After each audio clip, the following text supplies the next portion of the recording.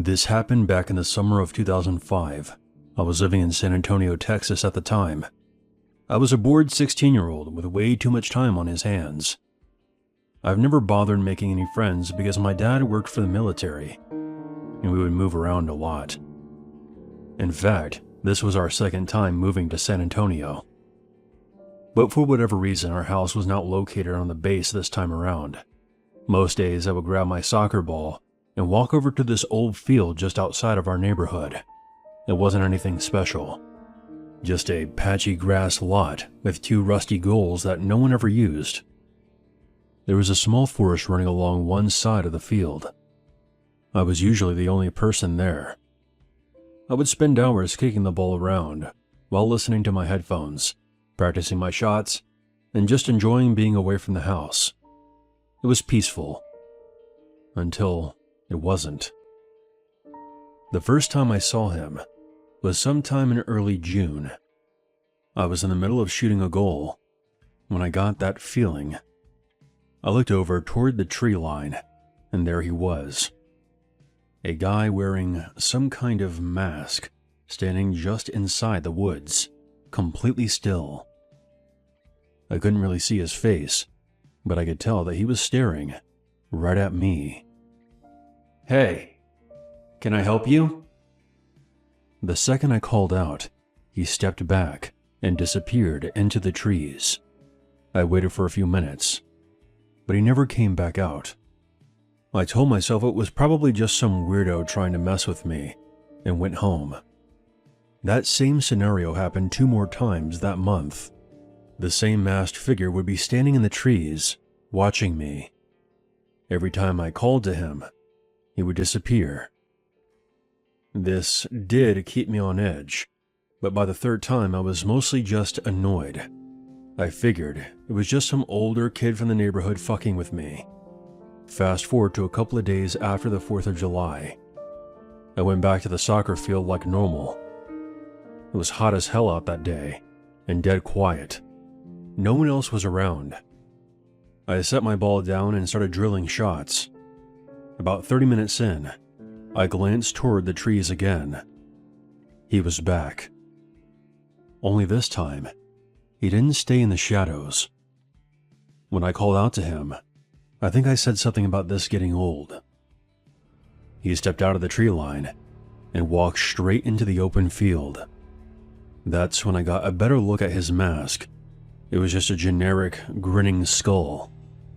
But that's not what really scared me. I saw that in his right hand, he had a pistol. He raised the gun and pointed it right at me. "Run," a voice said from beneath the mask. I froze for a half a second before my brain caught up. The first shot cracked through the air, landing somewhere next to me. I was already sprinting back toward my house when the second and third shots were fired. I cut straight across the field toward the neighborhood. I could hear more shots behind me, but I never looked back. I made it home, burst through the front door, and started screaming for my mom. We called the cops, and then my dad. They searched the field and the woods. They found a couple of 9mm shell casings and my deflated ball, but there were no signs of the masked assailant. They took a report, and that was basically it. I still don't know who it was, or why he was watching me. I never went back to that soccer field again, and we moved to California about 6 months later. I was listening to a story on your channel about a roller rink employee who got shot at while he was closing up alone one night. The way he described it gave me the chills because it sounded so similar to what happened to me. Like in that story, my experience also took place in Texas, and I'm reasonably sure that guy could have shot me if he wanted to. Just a random person, completely isolated, coming out of nowhere and shooting at someone else for no reason.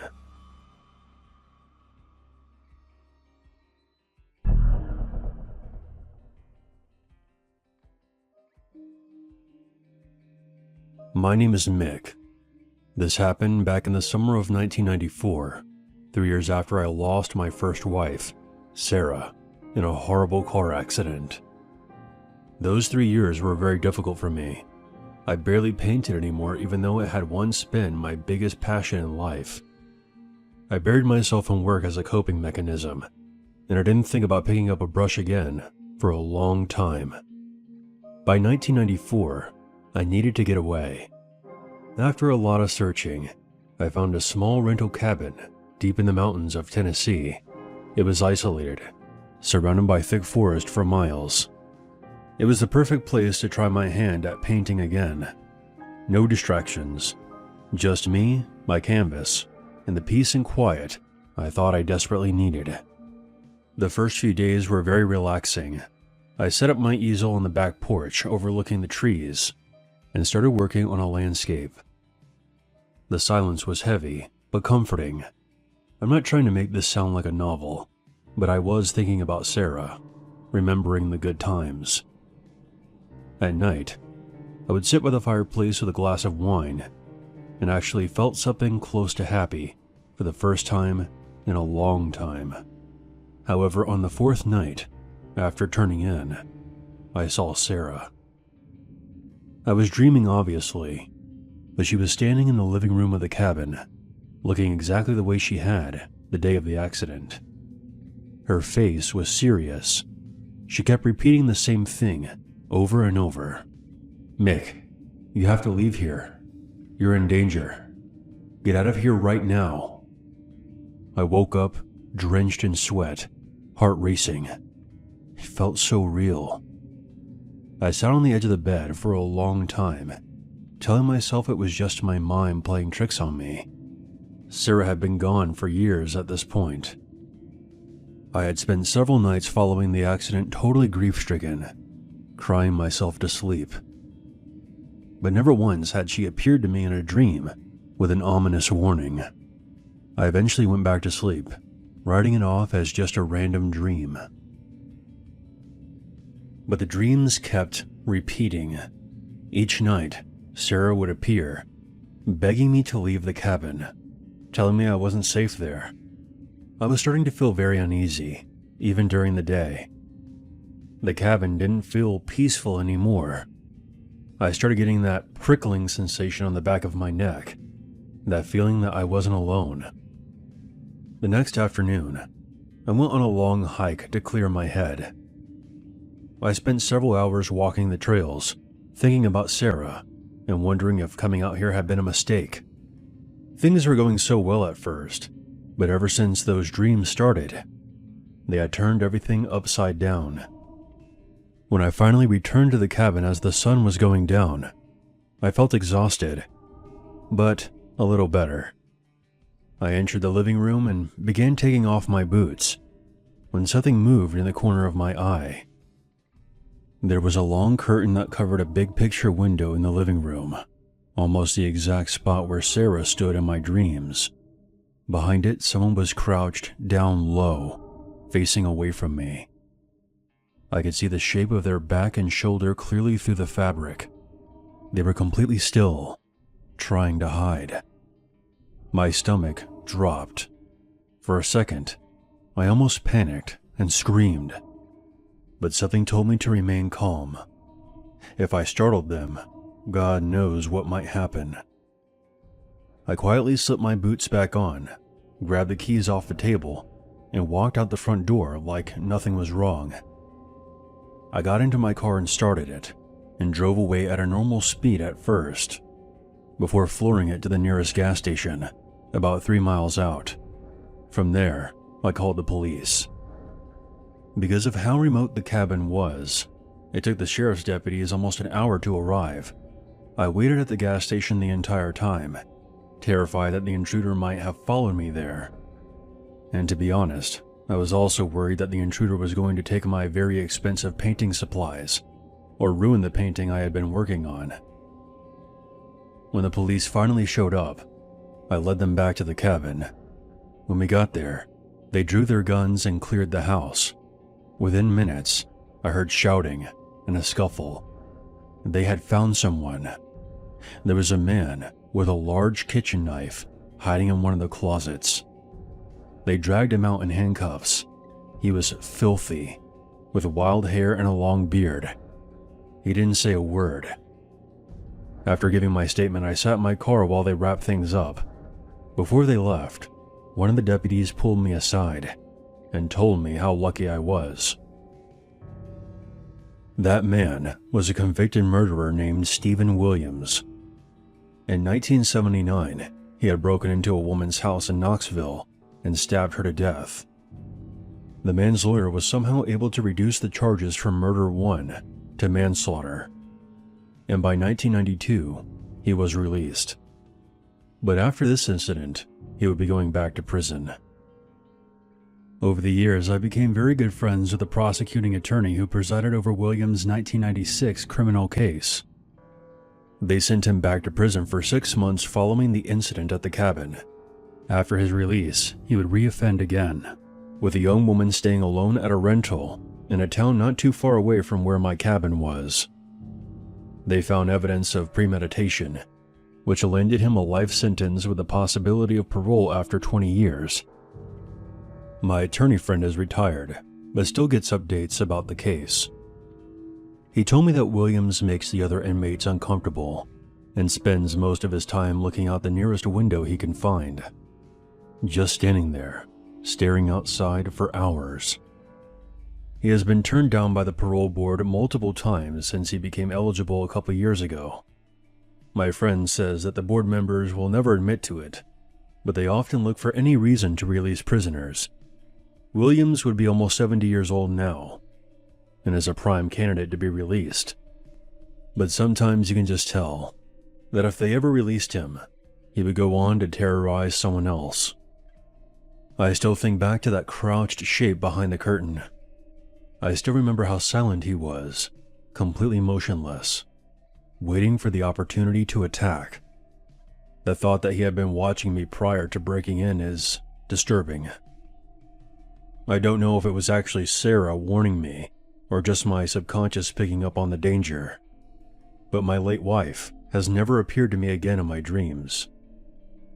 All I know is that listening to her made me more aware, and probably saved my life that day.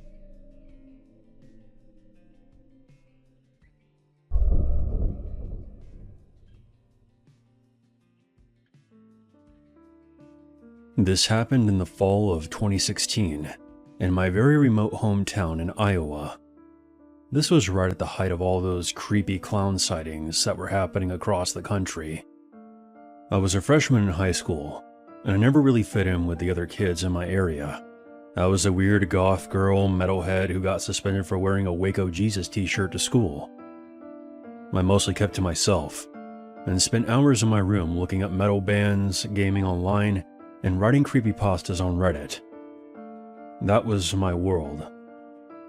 One night, my parents were out of town visiting family, so I had the house completely to myself. I had just finished watching a YouTube video compiling all the recent clown sightings. I remember thinking, nothing like that would ever happen around here. This town is way too boring. I remembered I had to check the mail that day. My mom was expecting a legal document to come in. My street was one of the last on the mail routes, and it didn't get dropped off until around 7:30, sometimes 8. The mailbox was at the end of our long gravel driveway. When you got close to it, you could see the main street that ran through our neighborhood. As soon as it came into view, I froze in place. There was a figure standing under a streetlight, a little ways down the road. I'm not one to scare easily, but it was one of the most unsettling clown costumes I have ever seen. He was tall, completely motionless, wearing a dirty old suit with those oversized shoes. The face was very well painted. He looked like the undead clown from Zombieland. He was at a distance, but I could tell he was staring directly at me. We stared at each other for about 30 seconds, neither of us moving. If any of you remember the clown sightings, they were very theatrical. So what he did next was par for the course, I guess. Without breaking eye contact, The clown slowly reached into his sleeve and produced a small horn, honked it twice, and then dropped it and began sprinting toward me. I turned and booked it back into my house. Once I made it back inside, I slammed the door and locked both the deadbolt and the chain. My heart was hammering so hard I could barely breathe. That's when the loud banging started. The door rattled violently, shaking the entire frame. I stayed perfectly still in the hallway, too scared to even move. After what felt like forever, the banging finally stopped. After a few minutes, I noticed someone standing at the living room window, a painted face pressed right up against the glass, looking inside. I screamed before finally bolting up the stairs, locking myself in my parents' bedroom, and calling 911. By the time the police arrived, the clown was long gone. They searched the property but found nothing except the horn still lying in the middle of the road. They took my report and left, saying that they would send more patrols out that way. My parents came home the next morning. What I still find to be very strange is that there were no other clown sightings in my area at all. Des Moines is about 3 hours from here, and there were several sightings there. I suppose it's possible there could have been more in my area, but after that night I was actively looking into it, and my encounter seemed to be way out of the target area. That night changed my life in a very bizarre way. This might be a bit morbid to confess, but I actually enjoyed being scared. The fear I felt that night was all too real, and it eventually turned into a fascination for me. It's ultimately what inspired me to start working at haunted house attractions. I am now a full-time haunted house actress and manager, and one of my favorite roles is playing an evil female clown. I get to scare people for a living, and I'm damn good at it. But just so you know, I would never show up at someone's house unannounced, because a great man once said, "If you're good at something, never do it for free."